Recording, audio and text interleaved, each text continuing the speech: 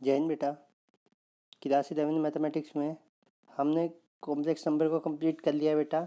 उसके बाद इनइक्वलिटीज़ को हमने पहले ही कर लिया था। तो अब जो है हमारा चैप्टर जो है परमुटेशन एंड कॉम्बिनेशन का है। तो समझिएगा बेटा, परमुटेशन और कॉम्बिनेशन क्या होता है।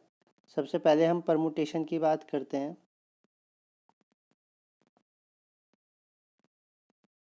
बेटा परमुटेशन जो है, केवल इतनी बात याद रखनी है, इज एन अरेंजमेंट। ठीक है कि नहीं है। परमुटेशन क्या है बेटा, अरेंजमेंट है। किन्हीं भी ऑब्जेक्ट्स को क्या करना, अरेंज करना ही क्या कहलाता है, परमुटेशन कहलाता है। मान लीजिए दो ऑब्जेक्ट हैं ए और बी। अगर मैं इनसे नंबर ऑफ वे पूछूं अरेंजमेंट्स के, तो आप क्या कहोगे, या तो इसे ए और बी की तरह अरेंज करोगे या फिर बी और ए की तरह। तो कितने अरेंजमेंट्स बने, दो। तो 2 इज़ योर आंसर। बस ये है। आपको ये नहीं बताना कि कौन कौन से अरेंजमेंट बने हैं, आपको ये बताना है कि नंबर ऑफ वेज कितने बने, 2 बने, 5 बने, 10 बने। That is your answer. ठीक है कि नहीं है। इसी टाइप से अगर मैं आपसे कहूँ कि ए बी सी हैं, 3 आर्टिकल्स, इसका अरेंजमेंट्स कितने बनेंगे।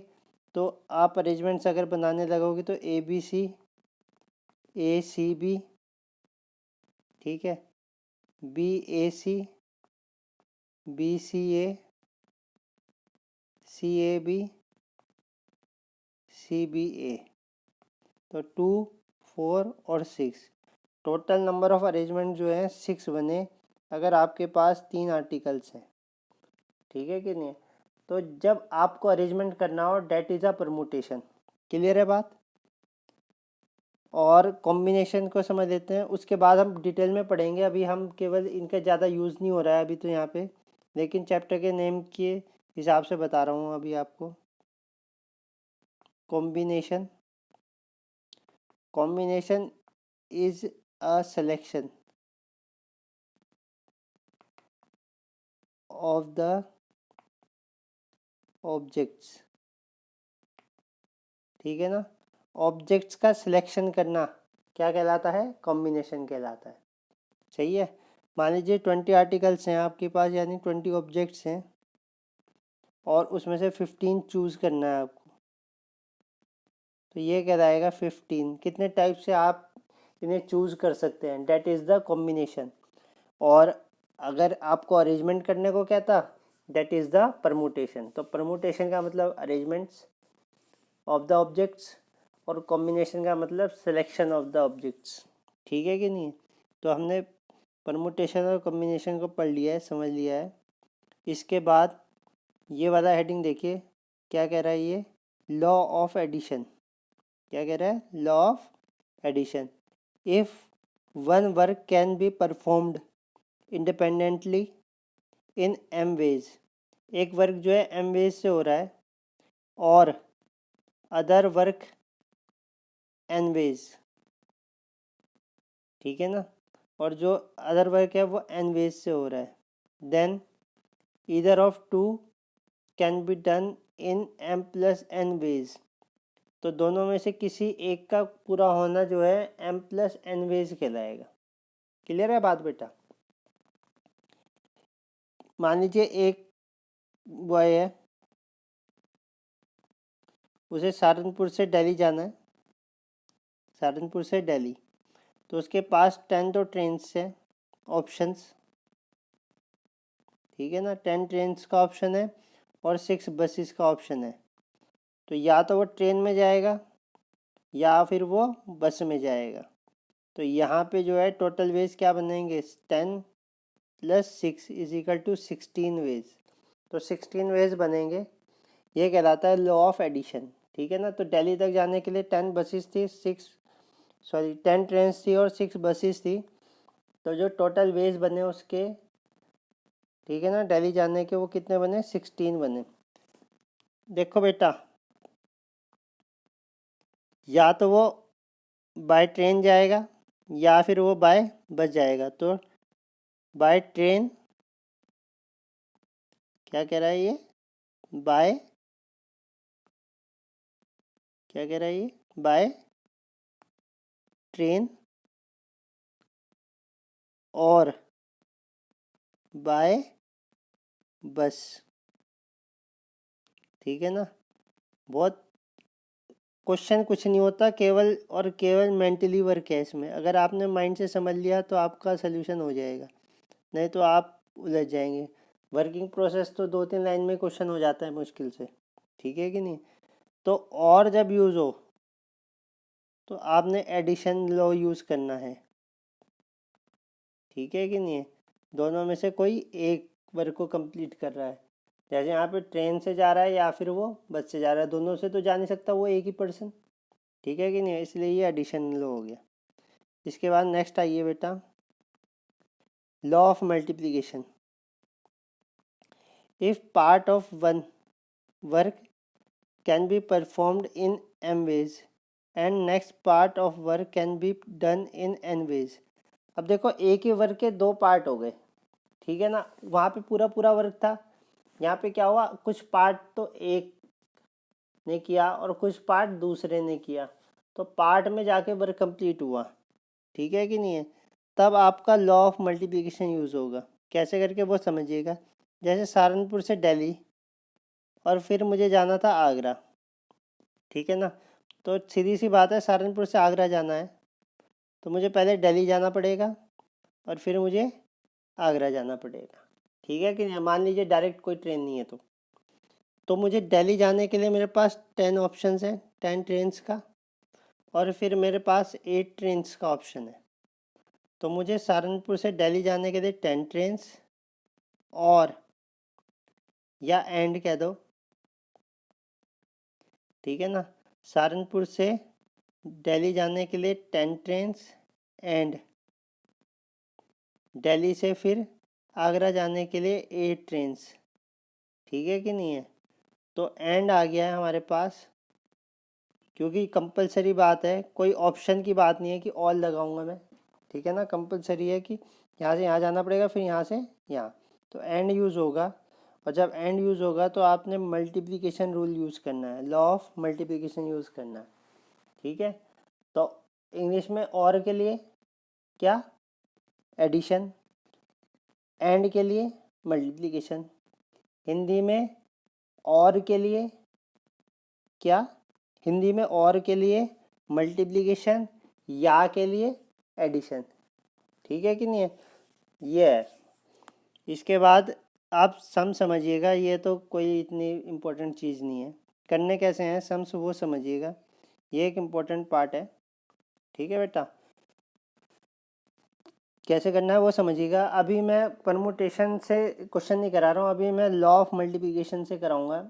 आपके पास जो है वर्क करेगा लॉ ऑफ मल्टीप्लिकेशन, नहीं एडिशन तो इतना वर्क करेगा नहीं। अभी 3 डिजिट नंबर फॉर्म्ड करना है। ठीक है ना। यूजिंग द डिजिट 1 2 3 4 5, 5 डिजिट है, 1 2 3 4 और 5। इससे मुझे 3 डिजिट के नंबर बनाने हैं। कितने टाइप से मैं अरेंज कर सकता हूँ नंबर्स को। ठीक है कि नहीं। जैसे 1 2 3, 1 2 4, 1 2 5, 2 3 1, 2 3 4। ठीक है कि नहीं है। अब इसके भी दो टाइप है। Repetition is allow, repetition allow तो तीनों जगह पे 1 1 1 भी आ सकता है, 2 2 2 भी आ सकता है, 3 3 3 भी आ सकता है, 1 1 2 भी आ सकता है, 2 2 3 भी आ सकता है। इस टाइप से रिपीटेशन भी हो सकता है। और या फिर दूसरा ऑप्शन होता है कि रिपीटेशन इज़ नॉट अलाउ। वो आपको खुद ही बता देगा कि रिपीटेशन आपने अलाउ करना है या नहीं करना। ठीक है ना। तो जैसे फर्स्ट पार्ट में आ जाइए बेटा, रिपीटेशन इज़ अलाउ। तब कैसे करेंगे वो समझिएगा। आप इस टाइप से 3 बॉक्सेस जनरेट कर दीजिए अपने, क्योंकि 3 डिजिट आपको फिल करनी है तो यहाँ पे फिल की जाएगी। बात को समझे। वर्किंग प्रोसेस कुछ नहीं है, केवल थोड़ा सा दिमाग यूज़ करना है और आपका आंसर एकदम से आ जाएगा। अब बात आती है कि इस बॉक्स में कितने एलिमेंट फिल कर सकते हैं। इस बॉक्स में 1 आ सकता है, और या फिर 2 आ सकता है, और 3 आ सकता है, और 4 आ सकता है, और 5 आ सकता है। और का मतलब क्या, प्लस। तो एक टाइप से, ये भी एक टाइप से, ये भी एक टाइप से, ये भी एक टाइप से, और ये भी एक एक टाइप से नंबर फिल कर सकते हैं। तो कितने नंबर्स हो गए टोटल? 5 नंबर्स हो गए। तो पहले बॉक्स को मैं बेटा कितने टाइप से फिल कर सकता हूँ? 5 टाइप से फिल कर सकता हूँ। तो पहला बॉक्स जो है इसमें 1 भी आ सकता है, 2 भी आ सकता है, 3 भी आ सकता है, 4 भी आ सकता है, 5 भी आ सकता है। तो कितने नंबर हुए? 5 नंबर्स हुए। तो पहले बॉक्स को मैं 5 टाइप से फिल कर सकता हूँ। बात समझे? रिपीटेशन अलाउ है, तो अगर पहले में 1 आ गया तो दूसरे में भी 1 आ सकता है, 2 आ सकता है, 3 आ सकता है, 4 आ सकता है, और 5 आ सकता है। तो दूसरा बॉक्स भी कितने टाइप से फिल किया जा सकता है बेटा? 5 ही टाइप से फिल किया जा सकता है। और तीसरे में भी 1 2 3 4 5 सारे में से कोई सा भी नंबर आ सकता है। तो तीसरा बॉक्स भी कितने टाइप से फिल किया जा सकता है? 5 टाइप से। और पूरा वर्क करने के लिए इनके बीच में क्या करना पड़ेगा? मल्टीप्लाई करना पड़ेगा, तभी तो 3 डिजिट का नंबर बनेगा। तो 5 5 जा 25, 5 जा 125, तो 125 इज योर आंसर। बस इतना सा वर्क है। ठीक है बेटा। अब इसका सेकंड पार्ट देखिएगा। सेकंड पार्ट क्या कह रहा है? When repetition is not allow. अगर रिपीटेशन अलाउ ना होता फिर क्या होता वो समझिएगा। मान लीजिए 3 बॉक्स हैं। पहले बॉक्स में 1 2 3 4 5 आ जाएगा। कितने टाइप से फिल होगा? पहला बॉक्स 5 टाइप से फिल हो जाएगा। ठीक है कि नहीं है? पहला बॉक्स तो फिल हो गया। इसमें कोई ना कोई नंबर आ गया कि नहीं आ गया? मान लो 1 आ गया। ठीक है ना? मान लो क्या आ गया? 1 आ गया यहाँ पे। अगर 1 यहाँ पे आ गया तो अब यहाँ पे कितने डिजिट आ सकते हैं? क्योंकि रिपीटेशन अलाउ नहीं है तो 1 तो आएगा नहीं। तो 2 3 4 5 ये आ सकते हैं। तो कितने डिजिट हो गए? 4 डिजिट हो गए कि नहीं हो गए? तो दूसरा बॉक्स कितने टाइप से फिल होगा? 4 टाइप से फिल होगा। सही है। अब मान लो 2 भी आ गया। अब कितने डिजिट बने मिले हैं? 3। तो थर्ड बॉक्स में इनमें से कोई एक आएगा 3 डिजिट में से। तो कितने टाइप से फिल हो सकता है? 3 टाइप से। तो ये 5 टाइप से, ये 4 टाइप से, और ये 3 टाइप से, और मल्टीप्लाई कर दो तो कितने टाइप से? 60 वेज बन जाएंगे। तो अगर हमें विदाउट रिपीटेशन 5 डिजिट्स में से 3 डिजिट के नंबर बनाने हो तो हम कितने डिजिट बना सकते हैं? कितने नंबर्स बना सकते हैं? 60 नंबर्स बना सकते हैं। ठीक है कि नहीं है? ये हो गया। अब इन्हें वैसे तो बना के दिखा नहीं सकते, कोई 2 4 तो है नहीं कि आपने लिख दिए। 60 वेज बनने हैं। 60 वेज आप लिख सकते हैं? नहीं लिख सकते। तो ये इस टाइप से वर्किंग प्रोसेस चलेगा। सही है बेटा। नेक्स्ट देखिएगा।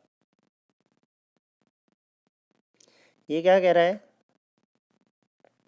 3 digit even number using digit 1 2 3 4 5 6। देखो 3 1 है, 2 है, 3 है, 4 है, 5 है, और 6 है। इससे आपको 3 डिजिट का क्या बनाना है? इवन नंबर बताना है। If digits can be repeated, अगर डिजिट्स रिपीट हो सके। ठीक है बेटा। इवन और ऑड किस पे डिपेंड करता है? यूनिट टर्म पे डिपेंड करता है। किस पे डिपेंड करता है बेटा? यूनिट टर्म में डिपेंड करता है। और यूनिट टर्म में कैसे डिपेंड करता है? कि यूनिट टर्म में इवन नंबर होना चाहिए तो इवन हो जाएगा, ऑड होगा तो नंबर ऑड हो जाएगा। ठीक है। और यहाँ पे इवन नंबर कौन कौन से हैं? 2 है, 4 है, और 6 है। तो कितने डिजिट हो गए? 3। तो यानी कि ये यूनिट डिजिट में अगर इनमें से तीनों में से कोई भी नंबर आ जाए तो हमारा इवन नंबर ही बनेगा कि नहीं बनेगा? इन 3 डिजिट में कोई सी भी डिजिट आ जाए तो हमारा इवन नंबर बनेगा, इसके अलावा तो कोई आ नहीं सकती। तो यहाँ पे फिक्स हो गया 3। और बेटा रिपीटेशन अलाउ है तो इसमें 6 के 6 डिजिट आ सकते हैं, इसमें भी 6 के 6 डिजिट आ सकते हैं। ठीक है कि नहीं है? और टोटल बनाने के लिए इनकी कर दो मल्टीप्लाई, आपका आंसर आ जाएगा। बात समझे? इस टाइप से आपको करना है। सही है। फिल आप किधर से भी कर सकते हैं। यहाँ पे बाउंडेशन आ गया कि इवन बनाने से मेरे को इधर से फिल करना पड़ा। आप इधर से भी कर सकते थे, इधर से भी कर सकते हैं, ठीक है ना। कोई ऐसी बात नहीं है कि इधर से करना है या उधर से करना, नंबर्स किधर से भी फिल कर सकते हैं, लेकिन इवन की वजह से इधर ही से राइट साइड से ही फिल करना पड़ा, ठीक है। इसके बाद एक क्वेश्चन और है, वो देख लीजिए। 4 लेटर कोड है, using first 10 letters, no letter can be repeated. Repeat कोई नहीं हो रहा, 4 लेटर्स का कोड बनाना है, ठीक है ना। 10 लेटर्स मेरे पास हैं, तो ABCD कोई सा भी जो 10 लेटर्स हैं उसमें से